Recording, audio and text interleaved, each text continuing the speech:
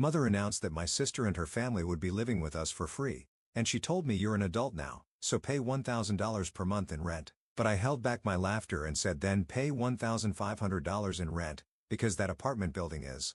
I am Samantha. I have lived with my father since I was young. My mother passed away from illness when I was 5 years old. She was always kind, reading me picture books and hugging me tightly before sleep. However, that warmth was suddenly taken from me. After my mother's absence, our home felt too cold and quiet. For the first few years, my father was submerged in grief. Yet, he tried to recover by immersing himself in his work. After some time, he started dating occasionally, but never introduced any women to me, likely out of consideration for my feelings. Despite this, we lived peacefully together. On weekends, we watched movies or had picnics in the park. Even though he was busy, my father always made sure to bake a cake for my birthday and attended my school events whenever possible. However, around the time I turned 14 years old, my father was promoted and his job became even busier. He started traveling more, only being home about 5 days a month. I spent a lot of time alone, but I kept telling myself that Dad is working hard. Even though I felt lonely, I believed our relationship was still one of mutual support, but I was mistaken. One day he suddenly announced we're going to have a new family. Samantha, this is Elizabeth. She's going to be my wife. The woman he introduced wore sophisticated clothes and had a refined smile. Her blonde hair was neatly styled to her shoulders, and she extended her hand gracefully. Nice to meet you, Samantha. I'm happy to become your new mother. At that moment, a chill ran down my spine. Her smile was too perfect, almost artificial. Furthermore, Elizabeth had 2 children, 18-year-old Anthony and 16-year-old Christina. Though they were close to my age, they seemed like complete strangers to me. Let's get along as a family, Elizabeth said, but a sense of unease spread within me. As soon as Elizabeth and her children moved in, the atmosphere changed. Initially, Elizabeth acted kindly, smiling and saying, "Let's get along, Samantha." However, when my father left for his first business trip, her attitude shifted. "Samantha, you're part of the family, so you'll help around the house, right?" Feeling a sense of discomfort with those words, I nodded and said, "Yes." Helping out with chores was fine, but soon it was clear that helping meant doing everything. I made breakfast, washed dishes, cleaned, and did laundry. Elizabeth drank coffee in the living room elegantly. Christina was busy with her smartphone, and Anthony was immersed in his games. One day I asked, "Hey, Christina, aren't you going to help too?" At that, Christina laughed dismissively. "What? Why should I? You do it. I'm busy with a photo shoot for my social media." Anthony snorted. "That's a woman's job." Elizabeth just sipped her coffee looking pleased. When my father returned from his trip, Elizabeth began her performance. "Welcome back, Douglas. I've been taking care of everything at home. It's tough, but I can manage the family." I was dumbfounded. I had done everything, yet Elizabeth acted as if she was the one struggling. My father thanked her. "Thank you, Elizabeth," and turned to me with a smile. "Is Samantha helping a bit?" "Yes." I swallowed my words. Arguing seemed pointless without evidence, and my father might not believe me. Thus began my days of hell. Elizabeth's dominance escalated daily, but I couldn't ask for help from anyone. If I talked back, I was scolded for being impudent, and the punishments grew harsher. After school, I was immediately put to work. I had no time to play with friends or even study. I had to endure. Elizabeth's demands became more severe, and my burden exceeded its limits. Something had to be done. I made a decision and reported to Child Protective Services. When an investigator came and questioned Elizabeth, she cried profusely. "That's not true. I love Samantha like my own daughter. I'm doing everything for her, but she's misunderstanding." Her theatrical voice sent shivers down my spine. However, the investigator couldn't make any conclusion immediately. Days later, the results were communicated. There are issues within the home, but it cannot be labeled as abuse definitively, so only guidance will be provided. I was shocked. Despite all I had endured, nothing would change? Elizabeth sneered. "To do such a thing, what a terrible child." And since then, her treatment of me worsened. I became isolated in this house and lost any escape, but I swore to myself, one day, I will definitely turn this situation around. Until that day came, all I could do was endure. My 18th birthday should have been a special day, but reality was different. My father was away on a business trip. Of course, I had received a message from him in advance, apologizing for not being able to be home on my birthday. However, the words that followed chilled my heart. "Enjoy a wonderful dinner with Elizabeth and the others." Dinner? For a moment, I didn't understand what was being referred to. Then the meaning quickly became clear. Elizabeth had lied to my father claiming, "We are celebrating Samantha's birthday at a famous restaurant in grand style." Of course, there had been no such plans. Like any other day, I came home from school and started preparing dinner. Christina was in the bathroom, as usual, filming videos for her social media. She had many followers and claimed, "I'm going to be an influencer in the future." Anthony, despite having graduated from college, did not work and spent all his time gaming in his room. Elizabeth was drinking wine in the living room. Gathering my courage, I said, "Hey, it's my birthday today." Elizabeth replied with a cool expression. "Oh, that's right, but you're an adult now. So there's no need for special treatment, right?" Christina giggled and added, "Exactly, you're 18 years old now. Why not celebrate by yourself?" I felt anger but held it in and continued making dinner quietly. As we finished eating, the doorbell rang. A package had arrived. It was from my father. When I opened it, there was a beautifully wrapped box and a letter inside. "To Samantha, happy 18th birthday. I am proud of how you always work hard with love, Dad." As I read the letter, tears nearly spilled from my eyes. However, Elizabeth's cold voice came from behind. "What's that? Let me see." She snatched the letter from my hands, glanced at it, and scoffed. "Ah, Douglas does love this kind of thing. Proud of how hard you work. What exactly is she working hard at?" "Elizabeth, give it back." When I reached out, Elizabeth deliberately threw the letter onto the sofa. "Well, you should be grateful, but things are going to change now." "What do you mean?" I watched her warily. Elizabeth took a sip of her wine and smirked. "You're 18 years old now, right? That means you're an adult. So what? As an adult, it's normal to pay your own rent, isn't it?" I couldn't believe my ears. "Pay my own rent?" "That's right. From now on, you'll be paying $1,000 a month." Christina and Anthony chuckled. "Well, it makes sense. You can't expect to live here for free forever, but it's only $1,000, so you should be grateful," Anthony added. I was beyond angry. "What about Christina and Anthony? What about them? Do they pay rent too?" Elizabeth shrugged dismissively. "Don't be silly, Samantha. They're family, so they don't need to." "Aren't I family too?" Elizabeth smirked. "You're not my real daughter." At that moment, something inside me snapped. I silently returned to my room and opened a drawer in my desk. Inside was an important property deed. It clearly stated that the house was in my name. My mother had left it for me. The owner of the house was neither Elizabeth, nor even my father, but me. The next morning, I consulted a lawyer. Then he calmly said, "The house is in your name. That means you have the right to charge for rent from anyone living here." "That's right. Conversely, Elizabeth and her children cannot live here without your permission.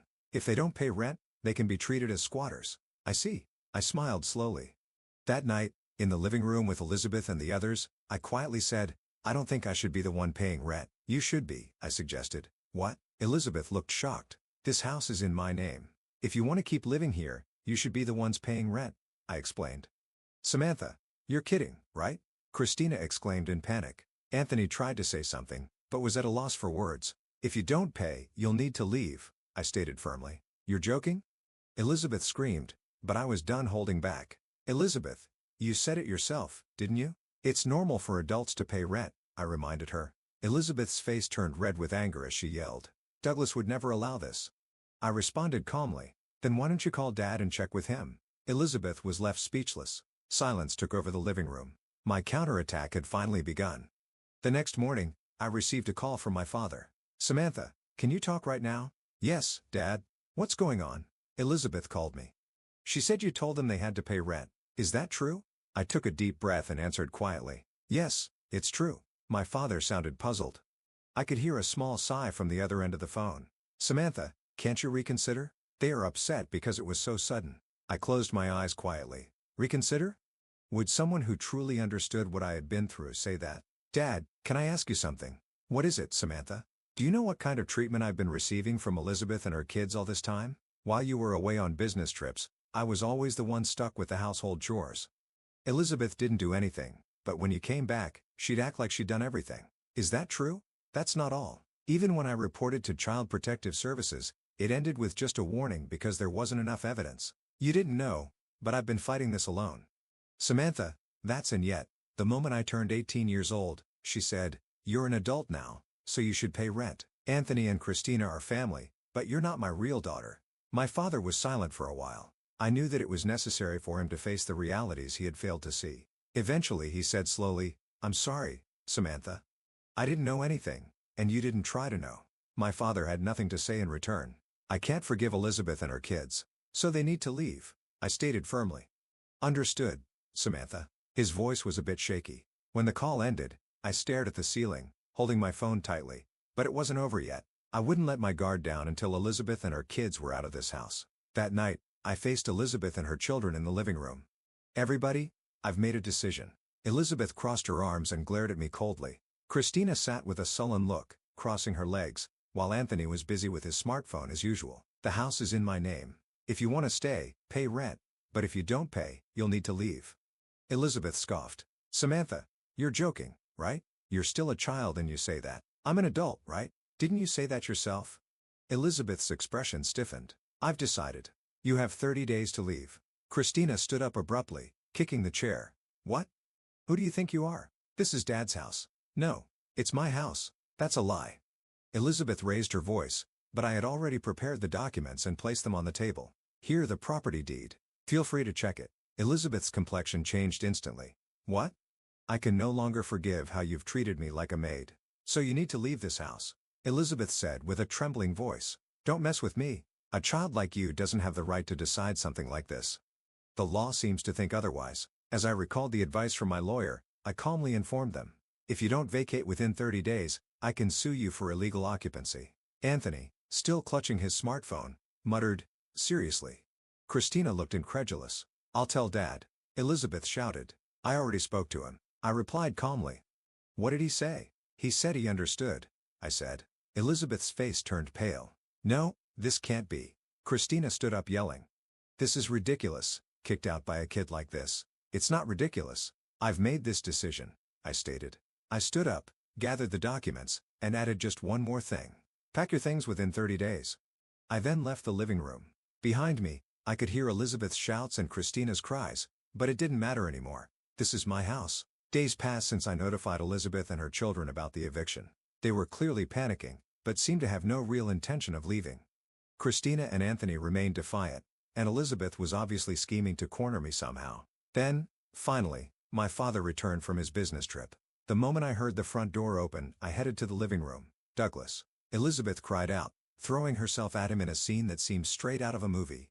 Honey, you have to understand. Samantha suddenly started saying crazy things, trying to kick us out. Where are we supposed to go? She's confused. Please, say something to her. Elizabeth's performance was perfect. Crying desperately, she played the part of the unjustly ousted, pitiful stepmother. However, I wasn't going to be deceived. Neither was my father anymore. He gently peeled Elizabeth off him and said with a cold look, Elizabeth, stop the act. What, honey? Elizabeth froze. I contacted Child Protective Services, he continued. At those words, Elizabeth froze. The CPS? She repeated in a trembling voice. I had them verify what kind of treatment you were giving Samantha while I was away. How you've been treating her. His voice was stern. Honey, what are you talking about? I would never do such things. Don't lie, Elizabeth. His low voice cut her off. The CPS has records of past abuse reports from Samantha. There was no formal punishment due to insufficient evidence, but it was clear there were problems in the household. I quietly listened to their conversation, surprised yet relieved that my father hadn't just taken my word for it. He had actually checked the facts himself. But Elizabeth broke down, her voice teary. It's a misunderstanding. Samantha was just rebelling against me, exaggerating everything. I truly considered her family. So let me ask, he said sternly, looking down at Elizabeth. How did you spend Samantha's 18th birthday? Elizabeth stumbled over her words. Well, that is. You told me it would be celebrated grandly at a restaurant. But in reality, Samantha was making dinner. Elizabeth just opened and closed her mouth, unable to respond. I was too caught up in my work to see what was happening. But now I understand. What you've done is abuse. Elizabeth collapsed in tears. Please, Douglas, we're family, aren't we? Believe me. You said you loved me. He sighed and said emotionlessly. The person I loved wasn't lying to me. Elizabeth's face was drained of all colors. That's enough. We're getting a divorce. Christina and Anthony watched as their mother broke down. Why would you say that, Dad? Christina screamed. You're abandoning Mom? That's cruel. It's time for you two to face reality. He spoke quietly. You have always looked down on Samantha and pushed all the household chores onto her. It was wrong of me to have allowed this to go on, but I've reached my limit. Anthony stood up abruptly, kicking his chair. Don't mess with us. Where are we supposed to live now? I responded calmly. You'll have to figure that out on your own. Christina and Anthony glared at me, but their words no longer bothered me. Elizabeth was still trying to cling to Dad. Please, please, this is wrong. Don't abandon me. The one who kept deceiving me was you, he replied. With those words, he slowly left the room. Elizabeth collapsed in shock. I looked down at them and stated plainly, "Pack your things quickly and leave." Christina, her face turning red with anger, shouted, "Even if Dad abandons us, this is the only place we have. Are you going to pay the rent?" I asked calmly. Christina was left speechless. "If you don't pay, it will be considered illegal occupancy." At this, Elizabeth fell completely silent. There was no longer any arrogance or grace in her eyes, only the look of a defeated dog filled with despair. This was the end. I muttered that to myself as I quietly left the living room. A few days later, Dad officially filed for divorce. He proceeded quickly with the proceedings through a lawyer against Elizabeth. She was left completely clueless as she watched the family she had built up crumble before her eyes, but more damning facts came to light. It was discovered that Elizabeth had been using Dad's credit card without his permission in the past. This was considered financial exploitation and even credit card fraud, and Dad's lawyer was preparing for litigation. Receiving this news, Elizabeth was at a loss for words and ultimately lost everything. The false world she had been upholding crumbled completely, and she left the house with a stunned expression. Anthony and Christina, having lost Elizabeth's support, were at a loss for where to go. Anthony continuously moved from one friend's house to another in a nomadic lifestyle, while Christina went through a cycle of living with her boyfriend, breaking up, and then swiftly finding a new boyfriend to ensure she had a place to live. They were forced to face reality beyond the false family they had built. With the liberation from Elizabeth's toxic influence, a sense of subtle relief began to wash over me. As those who were no longer needed departed, the house gradually returned to a state of peaceful tranquility. The noisy days seemed like a lie as the house was enveloped in a calm atmosphere. It became excruciatingly clear to me just how disruptive Elizabeth, Anthony, and Christina had been to the harmony of my world. At the same time, my father expressed his remorse repeatedly. Initially overwhelmed by an indescribable surge of anger, as time progressed, I found myself able to methodically work through my tangled emotions. "Samantha, I am truly sorry for everything. I was completely oblivious to the struggles you were enduring." He earnestly apologized. Regret and frustration were evident in his words. At that moment, I was uncertain about how to react. Deep down, I still harbored feelings of resentment that I found hard to forgive. However, considering he had been manipulated by Elizabeth too, I couldn't bring myself to blame him completely in my heart. I began to think that perhaps my father was just another victim too. Accepting this was not easy, but I decided to gradually try to reconcile. Initially, I was cold towards him, but gradually his sincere demeanor moved me. I may never completely forget, but at least I chose to mend our relationship without being bound by the past to move forward. Despite the difficulties, I managed to graduate from college. Each step held significant meaning for me. Initially consumed by problems at home, I had no room to think about my future. But after graduating and going through job hunting, I finally began to walk my own path. Then I made a resolution. I would remodel the house. I developed a desire to make that house a truly peaceful place this time. It was the house my mother left us where my father and I could start afresh with renewed spirits. "Let's truly make this a place where our hearts can rest easy," I declared as I initiated plans for the renovation. During this period, Elizabeth and the others faced their own struggles. Following her defeat in court, Elizabeth found herself accumulating debt in an effort to manage repayments, leaving her no time to enjoy her previous luxuries like sipping elegantly on coffee or indulging in stylish attire, as she grappled with her new, harsh realities daily. Anthony was trying to find a job but was having trouble securing employment due to his past issues. He was desperately searching for job opportunities, but was not progressing well. Christina, who had been thriving as an influencer on social media, faced backlash over a casual remark that went viral. Furthermore, her past actions were exposed online, garnering resentment from followers. I realized that there was no longer a need for me to concern myself with their tribulations. With each step of the house's renovation, the anxiety and anger in my heart gradually faded. The act of renewing the house felt as though it was rejuvenating me as well, and I found myself increasingly eager to see the transformation. Finally, on the day everything was completed, warm light bathed the interior, casting a glow that filled the space with tranquility and a deep sense of security. Realizing that this house is my new starting point, I take a deep breath.